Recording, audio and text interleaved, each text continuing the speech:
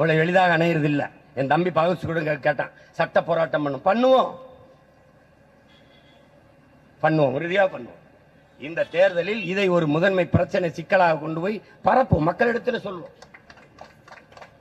ஏன் தாய்மொழி அவசியம்? மொழியின் முகம், மதம் சாதி அடையாளம் அல்ல. அது தமிழ் இளம் தலைமுறைக்கு பயிற்றுவிக்கணும். அன்பிற்குரியவர்களே, அறிவார்ந்த பெருமக்களே, உலகில் முதல் தோன்றியது மொழி இனமா சாதி மதமா என்கிற அந்த புரிதல், அந்த தெளிவு உங்க எல்லோருக்கும் வரணும். முதலில் மனிதனின் உழைப்பில் இருந்து தோன்றியது மொழி. அந்த மொழியை பேசக்கூடிய மக்களின் கூட்டம் இனம் என்று வரையறுக்கப்பட்டது. அந்த இனக்கூட்டம் ஒரே நிலப்பரப்பில் நிலைத்து வாழக்கூடிய வாய்ப்பை பெற்றிருக்குமானால் அது தேசிய இனம் என்று வரையறுக்கப்பட்டது. இதுதான். அப்படி பார்த்தால் முதலில் தோன்றியது தமிழ், முதலில் தோன்றிய இனம் தமிழ் இனம்.